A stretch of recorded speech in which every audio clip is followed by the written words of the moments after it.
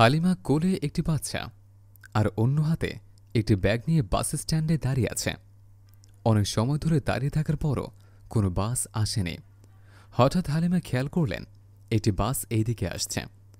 বাসটি এসে হালিমার সামনে দাঁড়ালেন। বাসে যাত্রী পৌঁছায়, তবু হালিমা বাসটিতে উঠে গেল। হালিমা বাচ্চা কোলে আরেকটা ব্যাগ হাতে করে গাড়ির ভিতরে গিয়ে দেখতে পেলেন কোনো সিটই খালি নেই, সব সিটেই মানুষ বসে আছে। হালিমা বাসের মাঝখানে গিয়ে ব্যাগটি সাইডে রেখে বাচ্চাটি কাঁধে নিয়ে দাঁড়িয়ে রইল। এর মাঝে বাস ছেড়ে দিল। হালিমা যাবে অনেক দূরের পথে। হালিমা পাশের 2 সিটে অল্প বয়সী ছেলেরা বসে আছে, মোবাইলে গেম খেলা নিয়ে ব্যস্ত।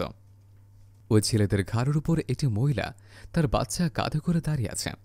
তবুও ছেলেরা দেখেও না দেখার ভান করে নিজেদের খেলা নিয়ে ব্যস্ত। হালিমা অনেক সময় দাঁড়িয়ে আছে। একটা সময় হালিমার পা ব্যথা হয়ে গেছে। নিজের সন্তানকে কোলে করে দাঁড়িয়ে বিভিন্ন মানুষের দিকে তাকাচ্ছে। কেউ যদি একটু দয়া করে নিজের সিটটা ছেড়ে দিয়ে হালিমাকে একটু বসতে দেয়। এর মাঝে বাচ্চা কান্না করতে লাগল। হালিমার বাচ্চাটি অনেকক্ষণ যাবৎ বুকের দুধ পান করে না। এতটুকু দুধের বাচ্চা ক্ষুধার জ্বালা সহ্য করতে না পেরে কান্না করতে লাগল। হালিমা বুঝতে পারলেন আদরের সন্তানটির ক্ষুধার জ্বালা সহ্য করতে না পেরে কান্না করছে।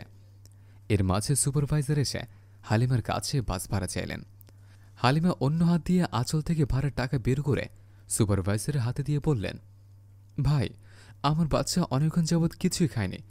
আমাকে যদি একটু বসার ব্যবস্থা করে দিতেন, আমি সিটে বসে আমার বাচ্চাকে আমি খাওয়াতাম। সুপারভাইজার বললেন, দেখেন আপা, সবাই সিট নিয়ে বসে আছে, কেউ সিট খালি করে দেবে না। আমি যদি সিট খালি করার কথা বলি, আমার সাথে এই সকল যাত্রীরা গ্যাঞ্জাম করবে। আপনি গাড়িতে ওঠার সময় দেখেই তো উঠছেন, গাড়িতে কোনো সিট খালি নাই।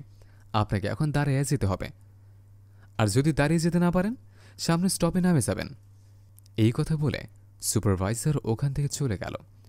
সন্তানের ক্ষুধার যন্ত্রণা সন্তান মুখ দিয়ে না বললেও গর্ভধারিণী মা ঠিকই বলছে।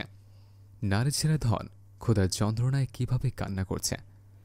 সন্তানের কান্না দেখে হালিমার বুক ফেটে কান্না আসছে।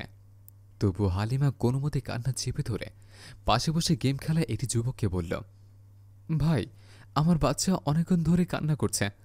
আপনি যদি আমাকে একটু বুঝতে দিতেন, আমি আমার সন্তানকে কিছু খাওয়াতে পারতাম। হালিমার কথা শুনে ছেলেটি বললেন, গাড়িতে সিট খালি নাই, আপনি এই গাড়িতে উঠছেন কেন? সামনে নাইমা যান, আমি দাঁড়া থাকতে পারবো না। দেখছেন না আমি গেম খেলছি? এই কথা বলে ছেলেটি আবার গেম খেলতে শুরু করল। হালিমা পাশের আরেকটি ছেলেকে বললেন, ভাই, অনেকক্ষণ দাঁড়িয়ে আছে, আমি আর দাঁড়িয়ে থাকতে পারছি না। আমাকে যদি একটু সময়ের জন্য বসতে দিতেন, আমি একটু সময় বসে থেকে আমার সন্তানকে কিছু খাইয়ে আবার উঠে যাব। আপনি তারপর আবার বসে পড়বেন। জবাবে ওই ছেলেটি বললেন, দেখেন আপা, আমি এমন অনেক দেখেছি, পাম্পটটি দিয়ে একবার সিট খালি করে উঠাতে পারলে আর সিট ছাড়ে না। আমি সিট ছাড়তে পারবো না। আপনি দাঁড়িয়ে যেতে পারলে যান, না হলে নেমে যান। হালিমা অসহায়ের মতো এই সকল মানুষের নিষ্ঠুর আচরণ দেখে পাথর হয়ে দাঁড়িয়ে রইল। কার কাছে সাহায্য চেয়েছে হালিমা, যাদের ভিতর মনুষ্যত্ব বোধ নেই? এরা আবার মানুষকে সাহায্য করবে কিভাবে? এভাবেই হালিমা দাঁড়িয়ে রইলেন ওনার গন্তব্যস্থানে পৌঁছানোর জন্য। একটি সময় হালিমার সন্তান কান্না করতে করতে নিশ্চুপ হয়ে গেল। হালিমা মনে মনে ভাবলেন, আমার সন্তান এত সময় ক্ষুধার জ্বালা ছটফট করছিল, এখন ঘুমিয়েছে। বাবুর ঘুম ভাঙার আগে আমি যেন আমার গন্তব্যস্থানে পৌঁছে যেতে পারি। এভাবেই কিছুদূর যাওয়ার পর ড্রাইভার গাড়ি থামিয়ে দিলেন। হেল্পার ডাকাডাকি করতে লাগল, বিক্রমপুর নামার আছে নাকি? হালিমা এত সময় একটা দীর্ঘশ্বাস ফেলে হাতে ব্যাগ নিয়ে গাড়ি থেকে নেমে গেল। একটি গাছতলায় গিয়ে বাবুকে কোলে নিয়ে ঢাকতে লাগল। হালিমার সন্তান হালিমার ডাকে সাড়া দিচ্ছে না।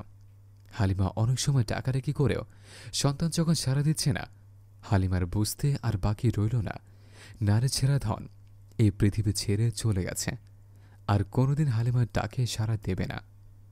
হালিমার সন্তানকে জড়িয়ে ধরে কান্না করতে লাগল। অনেক সময় বাসের ভেতর না খেয়ে থাকার কারণে হালিমার সন্তানটি এই পৃথিবী ছেড়ে চলে গেল। এর জন্য কে দায়ী, হালিমা নাকি আমাদের সমাজ ব্যবস্থা? বিচারটা আপনার কাছে রইল। এটা একটি সত্য ঘটনা অবলম্বনে। বন্ধুরা, আমাদের এই গল্পটি যদি ভালো লেগে থাকে তাহলে লাইক, কমেন্ট এবং শেয়ার করবেন, যাতে করে আপনার একটা শেয়ারে ঘুমিয়ে থাকা মানুষের হৃদয় জেগে ওঠে।